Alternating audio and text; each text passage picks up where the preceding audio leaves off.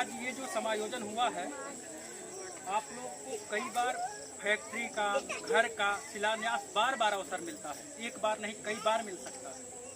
कोई बिरला ही होता है जो गौशाला का शिलान्यास करे और गौशाला को बनवावे।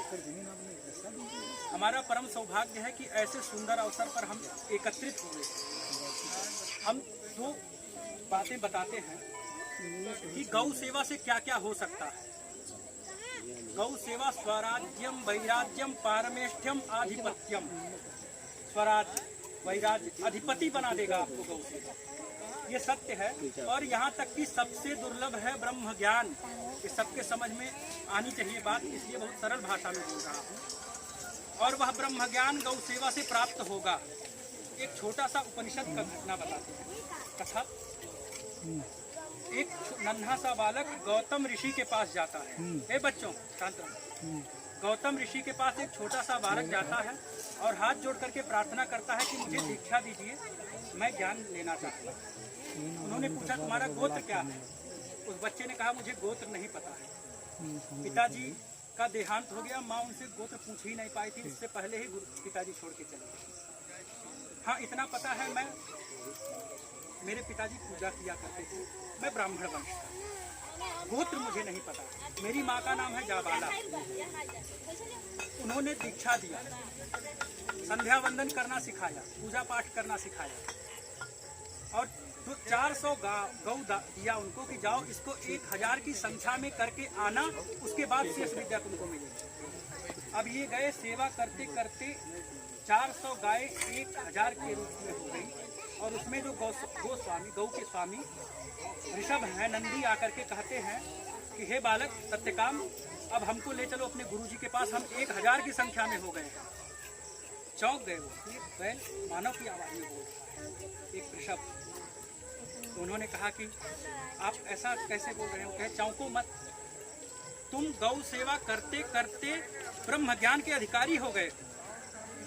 तब उस वृषभ ने, जो धर्म का रूप माना गया है बैल, आज सबसे अधिक संकट किसके ऊपर है? नर गोवंश के ऊपर। उनके सुविधा के लिए कुछ कार्य नहीं किया जा रहा है। उस वृषभ ने ब्रह्म ज्ञान का 4 चरण होता है, प्रथम पाद उपदेश दिया। दूसरे दिन संध्या कर रहे थे, उस समय मदगु नाम का एक पंछी द्वितीय चरण का ब्रह्म ज्ञान उन्हें दिया कि तुम ब्रह्म ज्ञान के अधिकारी हो, मैं तुम्हें ब्रह्म ज्ञान दूंगा। तृतीय चरण अग्निदेव ने दिया, समिधा दान। ऐसे ही हवन कर रहे थे, अग्निदेव प्रकट होकर के कहे तृतीय चरण का मैं तुम्हें ज्ञान देता हूँ। चतुर्थ चरण बिना गुरु के ज्ञान नहीं होता है, चतुर्थ चरण आपको मैं आपके गुरु जी देंगे।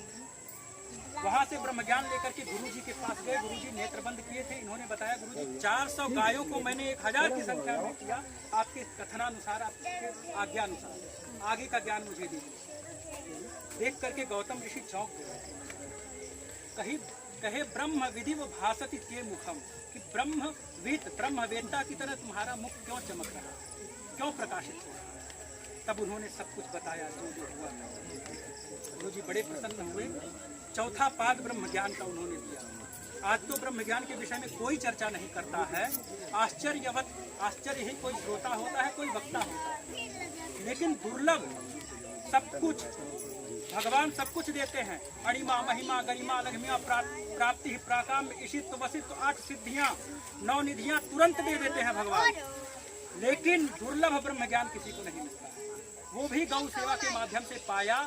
उसके बाद अब कम शब्दों में एक बात और बताऊंगा। मैं इतिहास की घटनाओं को नहीं, वर्तमान में एक बात बताता हूँ। यहीं अपने ही जनपद में सुअरहा गांव में मैं कथा करने गया था अभी जून में। वहाँ पर मैंने प्रवचन किया। एक माँ है जिनकी आयु लगभग 70 से ऊपर होगी और 22 साल से उनको कैंसर का रोग है।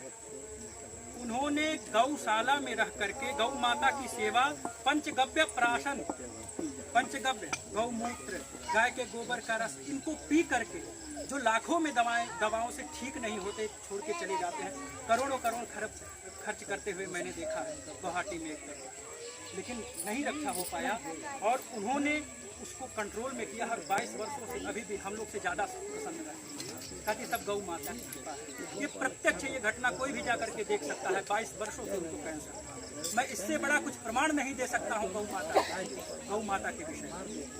गौ सेवा करने से धन धान्य समृद्धि, जिसको पुत्र नहीं होता है पुत्र की कामना हो, धनार्थी लभते धनम, पुत्रार्थी लभते पुत्रार्थ, मोक्षार्थी लभते गति, सब कुछ प्रदान करते। इस अद्भुत महायज्ञ में सम्मिलित होकर के नित्य सेवारत होकर के कुछ भी दान करो गौ माता के निमित्त। धन की आवश्यकता नहीं है। यहाँ आप थोड़ा सा चारा लेकर के आओगे, गौ माता को खिला दोगे। यहाँ तक कि गरुड़ पुराण में लिखा हुआ है, आप अगर पितरों का श्राद्ध नहीं कर पा रहे हैं, समय व्यतीत हो रहा है, तो तुरंत ही गौ को हरा चारा खिला दीजिए।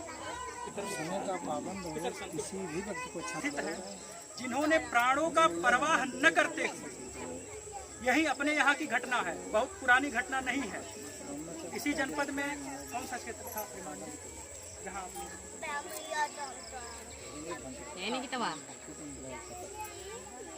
गौ कसी चल रहा था, यही महादेवा के समीप में कुरियार क्षेत्र था, पिचाढ़ा कहा जाता है।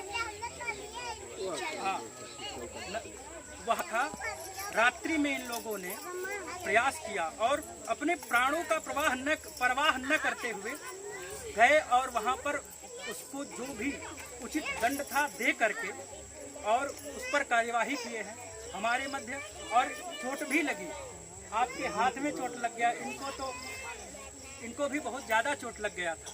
लेकिन प्रभु गौ माता की कृपा और भगवत कार्य में जो भी लगे हुए हैं उनकी तो रक्षा माँ गौ माता करती है। इसलिए आप लोगों को हम सम्मानित करेंगे और हम पहला नंबर अपने गुरु जी के बारे में बोलना चाहेंगे, सम्मानित करेंगे। कृष्ण भगवान अश्वमेध यज्ञ युधिष्ठिर जी का हो रहा था, तो सबके चरण पादुका को धुलने का, सबके जंघा उठाने का कार्य लिए थे। वैसे हमारे गुरु जी हैं जो यहाँ सामने नहीं है, इधर उधर के कार्य में लगे हुए हैं। पता नहीं प्रभु की क्या कृपा रही। हम बाल्यकाल से जुड़े हुए हैं, सरस्वती शिशु विद्या मंदिर में अध्ययन किए और वही विद्याध्ययन काल था जो मुझे काशी में अवसर दिया गया। मेरा प्रवेश परीक्षा हुआ काशी में, मैं अच्छे नंबर से पास होकर के वेद पाठी बना और गुरु जी को मैं बहुत प्रणाम करता हूँ।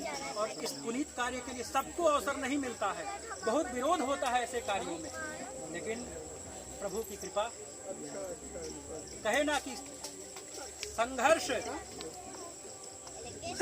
करने वाला जो है, घोर शयन को छोड़ यदि तू प्रातः ही उठ जाएगा, विजय पताका लहराएगा। सही समय पे जाग करके गुरु जी ने पुनीत कर्म किया है। गुरु जी का सहाय हम श्रीमान फलाहारी जी महाराज जी और श्रीमान बलवंत जी मधुबन जी महाराज जी से निवेदन करते हैं कि आप श्रीमान महोदय जिनको चोट आई थी और जिन्होंने महाराज अंगवस्त्र प्रदान करके श्रीमान सत्येंद्र कुमार जी महाराज को, सत्येंद्र कुमार जी को ठीक हो एक में कही दी नहीं थोड़ी जूम कर ले और श्रीमान फलाहारी जी दास जी महाराज माल्यार्पण करके श्रीमान रोहित उपाध्याय जी को। इसके बाद आप लोग जो भी गौ माता के लिए दो चार शब्द कहना चाहें कहें। और प्रसाद बिना लिए आप लोग नहीं जाएंगे। मैं गुरु जी के जा खींच ला, अब खींचना है रिकॉर्डिंग है। कहाँ खींच रहा खींचल का साफ है, हमारा रिकॉर्डिंग ना सही है।